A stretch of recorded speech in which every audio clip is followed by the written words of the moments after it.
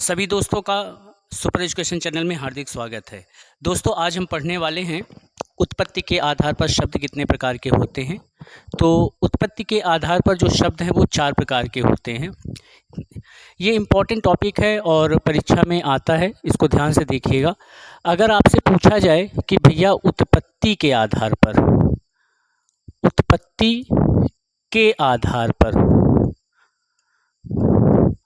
शब्द कितने प्रकार के होते हैं, तो उत्पत्ति के आधार पर जो शब्द है ना वो कितने प्रकार के होते हैं।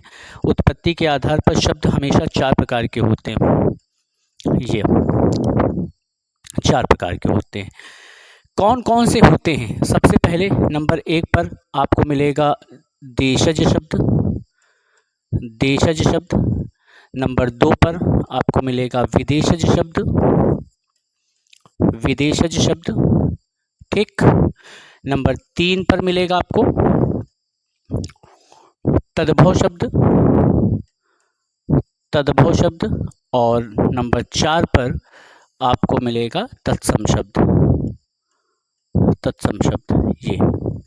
ये 4 प्रकार के होते हैं। देशज शब्द, विदेशज शब्द, तद्भव शब्द और तत्सम शब्द, ये 4 प्रकार के शब्द होते हैं। किस आधार पर हैं?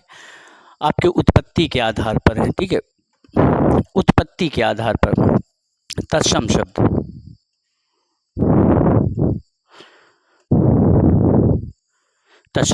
ठीक है, तद्भव, तत्सम, देशज, विदेशज। इसमें से जो अपने देश में जन्म ले, ऐसे देश मतलब कि ऐसे शब्द जो देश धन ज, जिनका जन्म अपने देश में हुआ हो उन्हें देशज शब्द कहते हैं। और विदेशज किसे कहेंगे? विदेश धन ज, ठीक, जिनका जन्म अपने देश में ना होकर दूसरे देश में हुआ है। ये आम बोलचाल की भाषा में बोले जाते हैं देशज शब्द, और ये दूसरे देश से हमने इनको अडॉप्ट किया है। ये होते हैं हिंदी के शब्द। ये कैसे शब्द होते हैं? हिंदी के शब्द होते हैं। इसको थोड़ा सा स्ट्रक्चर समझ लेंगे। हिंदी के शब्द होते हैं और ये वाले जो होते हैं ना तत्सम शब्द, ये संस्कृत के शब्द होते हैं। जिनका हूबहू हम हिंदी में प्रयोग करते हैं। ठीक, तत्सम ये संस्कृत के शब्द होते हैं, ये याद रखना है ना। ये हिंदी के शब्द होते हैं। ठीक है, बदला हुआ रूप होता है संस्कृत का, बदला हुआ रूप जो हिंदी भाषा में हम हूबहू प्रयोग करते हैं, उनको हम क्या कहते हैं? उनको हम कहते हैं तद्भव शब्द कहते हैं। इतनी बात क्लियर हो गई। आइए देखते हैं कौन कौन से विदेशी शब्द हैं जो पेपर में आपको ग्राम विकास अधिकारी के पेपर में आपको पढ़ना है। ठीक है, चलिए ग्राम विकास अधिकारी के लिए वीडियो के लिए हम आपको बता दें कौन कौन से भाषा के शब्द हैं जो पेपर में आपको हूबहू मिलेंगे। लगभग इतना ही पढ़िएगा क्योंकि मैटर बहुत ज़्यादा है। ठीक है, आपको पढ़ के जाना है किस भाषा का शब्द? जापानी भाषा का शब्द पढ़ना है आपको। ठीक है, ये इम्पोर्टेंट है। इसके बाद आपको अरबी भाषा का शब्द पढ़ लीजिएगा। ठीक, अरबी भाषा का शब्द पढ़ लीजिएगा। फिर इसके बाद एक है आपका फारसी भाषा के शब्द, पुर्तगाली भाषा के शब्द और लास्ट आप पढ़ के जाइएगा, लास्ट में पढ़ के जाइएगा तुर्की भाषा के शब्द। ठीक है, तुर्की भाषा के शब्द। बस आपको इतना ही पढ़ के जाना है। देशज और मतलब कि विदेशी भाषा के शब्दों में आपको बस ये 4-5 ही प्रकार के पढ़ के जाइएगा। हमने कई पेपर उठा के देखे हैं, इससे बाहर जो है क्वेश्चन आपका नहीं गया है। इससे बाहर आपका कोई भी क्वेश्चन नहीं गया है किसी भी पेपर में। या तो जापानी भाषा का पूछ लिया गया है, या तो अरबी भाषा का पूछ लिया गया है, या तो पुर्तगाली, या तो तुर्की भाषा का पूछ लिया गया। अब समस्या ये है कि शब्द बहुत ज़्यादा हैं, तो आप इनको जो है पढ़ेंगे कैसे? तो हम आपको ट्रिक बताए दे रहे हैं। इसमें जापानी भाषा के शब्दों में आपको कुछ याद रखना है। जैसे आपको रिक्शा याद रखना है। ठीक है, रिक्शा आता है। ठीक है, और एक शब्द इसमें है जूडो आपको मिल जाएगा। ठीक है, एक शब्द है आपका झंपा मिल जाएगा। सूमो मिल जाएगा, ये सूमो। और एक शब्द है आपका हाइकू। ठीक है, ये इतने शब्द सिर्फ आपको पढ़ के जाइएगा। लेकिन इसमें जो इम्पोर्टेंट है वो सबसे इम्पोर्टेंट क्या है? वो है आपका रिक्शा शब्द इम्पोर्टेंट है। ये पेपर में पूछा जाता है। ठीक है, चलिए इसके बाद देखिएगा हम आपको ट्रिक बताए दे रहे हैं। अगर छोटे अक्षरों से स्टार्ट शब्द मिले ठीक है, ऐसे छोटे अक्षरों से स्टार्ट, छोटे अक्षरों से स्टार्ट, छोटे अक्षरों से स्टार्ट, मतलब कि अगर कोई शब्द छोटा आ से स्टार्ट है, छोटी ई की मात्रा लगी है या छोटे ऊ की मात्रा लगी है, तो आप समझ जाइएगा वो ज़्यादातर किस भाषा का शब्द है, अरबी भाषा का शब्द है। जैसे दिल है, दिलरुबा है, हुस्न है, जिस्म है, ऐसे शब्द ज़्यादातर दवा है, दफ़ा है, नज़र है, ये सारे शब्द जो है अरबी भाषा के अंतर्गत आएंगे। ये छोटे अक्षरों से स्टार्ट, ज़्यादातर आपको छोटे अक्षरों से स्टार्ट मिलेंगे। मतलब ये तो जो जो शुरुआत का अक्षर होगा ना, उसमें या तो छोटी ई की मात्रा होगी या तो मात्रा नहीं लगी होगी किसी प्रकार की, या तो छोटी ई की मात्रा लगी होगी। फारसी, फारसी भाषा के शब्दों में आप इसको याद रखेंगे, फारसी भाषा के शब्दों में ये बड़े अक्षरों से स्टार्ट होने वाले हैं, बड़े अक्षरों से स्टार्ट, बड़े अक्षरों से स्टार्ट,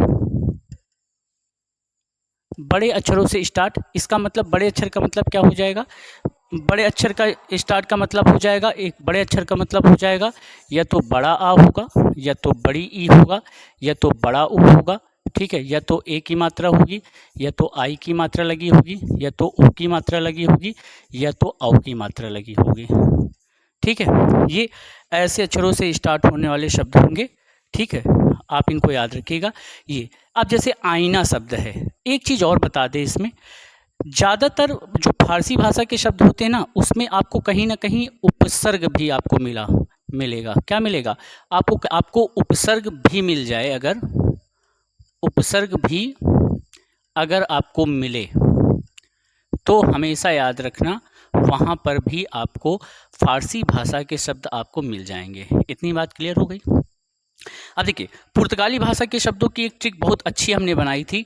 कोई भी घर के अंदर की सामान है, घर के अंदर की कोई भी सामान, अंदर की वस्तु, जैसे साबुन है, तौलिया है, पीपा है, कनस्तर है, चर्च है, गिरिजा है, ये सब क्या है, ये आपके किस भाषा के शब्द है, पुर्तगाली। जैसे ये बड़े अक्षरों से स्टार्ट हमने बताया था, जैसे आईना है, आसमान है, ठीक है, और उपसर्ग वाले जैसे बेशर्म है, बेवफा है, ऐसे शब्द जो है हमेशा फारसी भाषा के शब्दों में इस्तेमाल किए जाएंगे। या फिर उस बड़े आ से स्टार्ट होगा, बड़े ई से स्टार्ट होगा, बड़े ऊ से स्टार्ट होगा। ज़्यादातर आपको ये ट्रिक आप देख लीजिएगा, जो किताब है आप खोल के देखिएगा तो ज़्यादातर बड़े अक्षरों से ही स्टार्ट मिलेंगे, या तो उपसर्ग लगा होगा उसमें।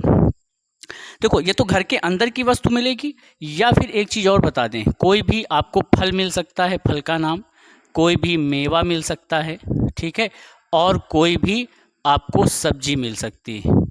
ठीक है, कोई भी आपको सब्जी, चाहे फल हो, चाहे मेवा हो, या कोई भी सब्जी हो, हमेशा याद रखेंगे उसमें आपको किस भाषा के शब्द मिलेंगे, ज़्यादातर आपको पुर्तगाली भाषा के शब्द मिल जाएंगे। तो जैसे आपका जैसे काजू है, ठीक है, अनानास है, गोभी है, ये सब किस भाषा के शब्द, घर के अंदर की सामान हमने आपको बता ही दी है कि जैसे साबुन हो गया, कनस्तर हो गया, पीपा हो गया, ये शब्द कुछ बहुत महत्वपूर्ण है, ज़्यादातर आपको मिल जाएंगे एग्ज़ामों में। ठीक, आपको दिक्कत नहीं होगी पहचानने में। अब देखिए, कोई भी काटने वाली, तुर्की भाषा, काटने वाली कोई भी अगर वस्तु है, ठीक है, काटने वाली अगर कोई भी वस्तु है, वस्तु, ठीक है, जैसे अब देखिए, काटने वाली वस्तुओं में से आपको जितनी भी काटने वाली वस्तुएं होंगी, हमेशा ज़्यादातर उसमें तुर्की भाषा के शब्दों का प्रयोग होगा। कुछ हम आपको बता दे रहे हैं, जैसे देखेंगे, जैसे चाकू है, ठीक है, चाकू किस भाषा का शब्द है, चाकू तुर्की भाषा का शब्द है। जैसे आरी है, ठीक है, आरी किस भाषा का शब्द है, आरी आपका तुर्की भाषा का शब्द है। जैसे कह दिया जाए तलवार, तलवार, तलवार किस भाषा का शब्द है, तो तलवार भैया इस भाषा का शब्द है, तुर्की भाषा का शब्द है।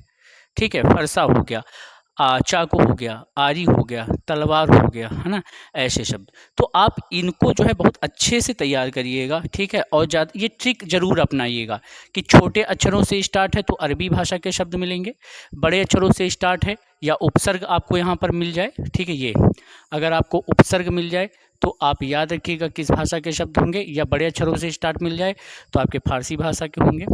और घर के अंदर की वस्तुएं, फल मेवा सब्जी अगर आपको मिल जाए तो वो पुर्तगाली भाषा के शब्द होंगे, और तुर्की भाषा के शब्द पहचान लेंगे।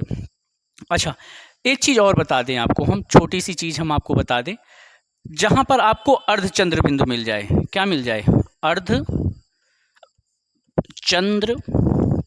बिंदु अगर आपको मिलता है, अर्धचंद्र बिंदु मिलता है, ठीक है, ये तो वहां पर ये जितने भी शब्द होंगे ना अर्धचंद्र बिंदु वाले, ये ज़्यादातर भैया किस भाषा के होंगे, वो अंग्रेजी भाषा के शब्द होंगे।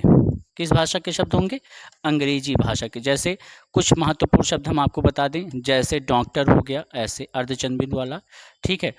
जैसे कॉपी हो गया, ऐसे लिखा जाएगा। ऑफर हो गया, जैसे ऑफर, ऑफर ऐसे लिखा जाएगा, ऑफर, ठीक है, ऑफर लिख गया, ठीक है।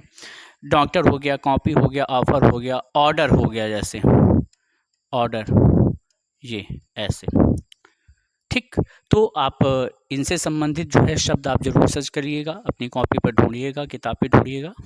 अगर वीडियो आपको हमारा अच्छा लगा हो तो चैनल को जरूर से जरूर सब्सक्राइब करिए, और अपने दोस्तों के साथ ज़्यादा से ज़्यादा उसको शेयर करिए। धन्यवाद।